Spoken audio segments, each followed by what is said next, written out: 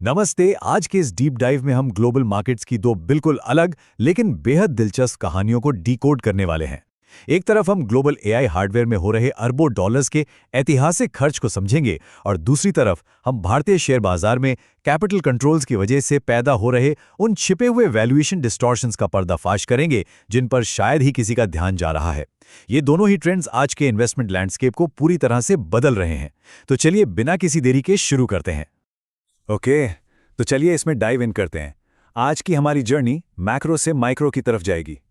सबसे पहले हम ग्लोबल एआई स्पेंडिंग स्प्री को देखेंगे, फिर हार्डवेयर मार्केट के कोलैप्स रिस्क को समझेंगे, उसके बाद हम इंडिया के ट्रैप्ड कैपिटल की बात करेंगे और अंत में long term safe haven strategies पर चर्चा करेंगे।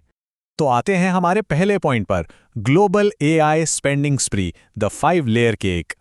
आपने एनवीडिया के सीईओ का वो स्टेटमेंट शायद सुना हो, जहां उन्होंने इस पूरे एआई रेवोल्यूशन को एक 5 लेयर केक यानी 5 परतों वाले केक का नाम दिया है। देखिए, जब हम एक नॉर्मल गूगल सर्च से जनरेटिव एआई की तरफ शिफ्ट होते हैं तो डेटा सिर्फ रिट्रीव नहीं होता, बल्कि हर सवाल का जवाब रियल टाइम में जनरेट करना पड़ता है। इसके लिए सबसे बेस लेयर पर चाहिए बहुत सारी एनर्जी। फिर दूसरी लेयर में आते हैं हाई प्रोसेसिंग चिप्स या जीपीयूज। तीसरी लेयर है कोर इंफ्रास्ट्रक्चर, जिसमें बड़े बड़े डेटा सेंटर्स की कूलिंग और भारी भरकम मेमोरी शामिल है। चौथी लेयर में चैट जीपीटी या जेमिनी जैसे लार्ज लैंग्वेज मॉडल्स आते हैं और सबसे टॉप लेयर पर हैं वो एप्लीकेशंस जिन्हें हम, आप और टेक कंपनी इस्तेमाल करती हैं। अब इस पूरे इंफ्रास्ट्रक्चर को बिल्ड करने की जो रेस लगी है ना, वो लिटरली माइंड ब्लोइंग है। क्या आप गेस कर सकते हैं कि इस साल ग्लोबल टेक दिग्गज कितना खर्च करने वाले हैं? लगभग $800 बिलियन। जी हां, आपने बिल्कुल सही सुना। मेटा और गूगल जैसी कंपनियां अपने ऑपरेटिंग प्रॉफिट्स का एक बहुत बड़ा हिस्सा सिर्फ और सिर्फ कंप्यूटिंग कैपेसिटी खरीदने में झोंक रही हैं। उन्हें डर है कि अगर उनके पास एआई कैपेसिटी नहीं हुई तो वो इस रेस में हमेशा के लिए पीछे छूट जाएंगे। और इस अंधाधुंध खर्च का सीधा फायदा किसे मिल रहा है? जरा सैमसंग और एसके हाइनेक्स के इन प्रोजेक्टेड नंबर्स पर नजर डालिए। ये खर्च हार्डवेयर और मेमोरी प्रोवाइडर्स के लिए एक अभूतपूर्व विंडफॉल साबित हो रहा है। सैमसंग का जो रेवेन्यू कभी $30 बिलियन के आसपास हुआ करता था, वो इस साइकिल में $200 बिलियन तक पहुंचने का अनुमान है। वहीं एसके हाइनेक्स 33 बिलियन से सीधे $180 बिलियन तक जंप कर सकता है। मार्केट में डिमांड इतनी ज्यादा है कि ये कंपनियां मनचाहे रेट्स चार्ज कर रही हैं और इनके शॉर्ट टर्म प्रॉफिट्स आसमान छू रहे हैं। लेकिन क्या ये ग्रोथ सस्टेनेबल है? यहीं से हमारी कहानी का दूसरा हिस्सा शुरू होता है, द हार्डवेयर कोलैप्स रिस्क। जरा एक पल के लिए सिचुएशन को इमेजिन कीजिए। क्या होगा अगर अमेरिका की मेगा कैप टेक कंपनियां अचानक ये तय कर लें कि भाई, एआई का पीक आ चुका है। अगर वो अचानक अपना इंफ्रास्ट्रक्चर स्पेंडिंग रोक दें या आधा कर दें तो मार्केट में क्या होगा? हमारे सोर्सेज में इसके लिए एक बहुत ही सटीक और शानदार फ्रेज यूज किया गया है, राइडिंग अ लायन, यानी शेर की सवारी करना।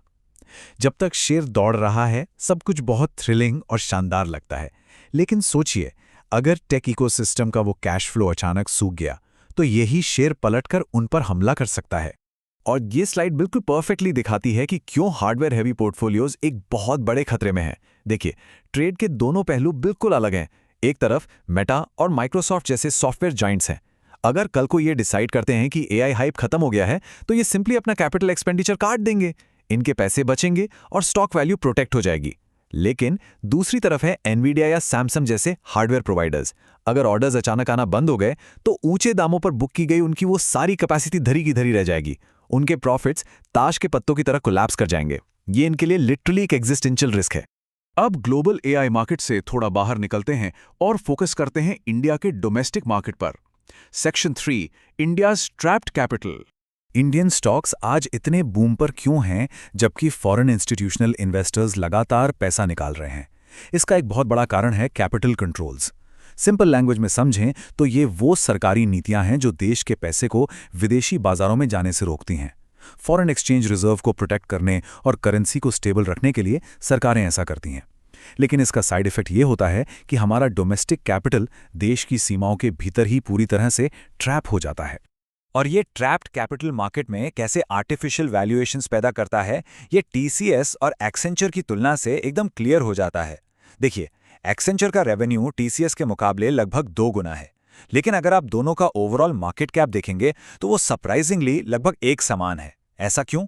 क्योंकि भारतीय डोमेस्टिक इन्वेस्टर्स के पास विदेशी स्टॉक्स खरीदने के ऑप्शंस बहुत लिमिटेड हैं, तो वो सारा पैसा इंडिया में ही रहता है, जो टीसीएस जैसे स्टॉक्स को एक मैसिव वैल्यूएशन प्रीमियम देता है। इस ट्रैप्ड कैपिटल ने म्यूचुअल फंड्स के फ्लो को भी बुरी तरह से इम्पैक्ट किया है। आप इन बार्स में देख सकते हैं कि कैसे डोमेस्टिक फंड मैनेजर्स ने अपना सारा पैसा मिड और स्मॉल कैप कंपनियों की ओर शिफ्ट कर दिया है। क्योंकि विदेशी निवेशक लार्ज कैप स्टॉक्स बेच रहे थे, वहां से रिटर्न्स नहीं बन रहे थे, तो मजबूरन डोमेस्टिक पैसा वहां गया जहां विदेशी निवेशक थे ही नहीं, यानी मिड और स्मॉल कैप्स में, और वहां उन्होंने कीमतें तेजी से बढ़ा दी। और इसका रिजल्ट क्या हुआ? आज स्मॉल कैप्स का asset under management large caps के AUM का 85% हो चुका है। कुछ ही सालों पहले यह सिर्फ 40% था। सोचिए, जब ग्लोबल इन्वेस्टर्स किसी सेगमेंट में नहीं होते तो वहां सही प्राइस डिस्कवरी नहीं हो पाती। ये एक हाई रिस्क मोमेंटम ट्रैप बन चुका है, जहां बिना किसी ग्लोबल प्राइस फ्लोर के वैल्यूएशंस बहुत ज्यादा इन्फ्लेट हो चुके हैं। तो फिर एक इन्वेस्टर के तौर पर इस माहौल में क्या करना चाहिए? चलिए देखते हैं हमारे फाइनल सेक्शन में the long term IT strategy. एक तरफ हार्डवेयर मार्केट का रिस्क है और दूसरी तरफ मिड स्मॉल कैप्स का मोमेंटम ट्रैप। ऐसे में इन्फोसिस और TCS जैसी लार्ज कैप IT कंपनियां एक बहुत ही solid long term safe haven provide करती हैं। क्यों? पहली बात, ये आपको लगभग 25 के फेयर PE मल्टीपल पर स्टेबल डिविडेंड अर्निंग्स देती हैं। दूसरा, इनकी ज्यादातर कमाई US डॉलर्स में होती है, तो अगर रुपया कमजोर भी होता है तो ये आपके पोर्टफोलियो को नेचुरली हेज कर लेती हैं। तीसरा, इन पर भारत की घरेलू महंगाई का कोई खास असर नहीं पड़ता। और सबसे इंपॉर्टेंट, ये दुनिया के बड़े कॉर्पोरेट स्ट्रक्चर्स में इतनी गहराई से इंटीग्रेटेड हैं कि ये ग्लोबल मैक्रो शॉक्स को आसानी से एब्जॉर्ब कर सकती हैं। तो आज के इस एनालिसिस को हम एक बहुत ही क्रिटिकल सवाल के साथ खत्म करेंगे। जरा सोचिएगा, आज के इन इन्फ्लेटेड मार्केट्स में असल सच्चाई क्या है? क्या हमें फॉरवर्ड PE के नाम पर बेचे जा रहे भविष्य के हवाई वादों पर अपना पैसा लगाना चाहिए, या फिर ट्रेलिंग PE पर फोकस करना चाहिए, यानी उन कंपनियों पर जो आज अभी एक्चुअल कैश जनरेट कर रही हैं? इस हार्डवेयर हाइप और ट्रैप्ड कैपिटल के शोर शराबे में शायद जमीनी हकीकत और एक्चुअल कैश फ्लो ही आपके इन्वेस्टमेंट का सबसे सुरक्षित रास्ता है। आज के इस एनालिसिस में हमारे साथ जुड़ने के लिए आपका बहुत बहुत शुक्रिया।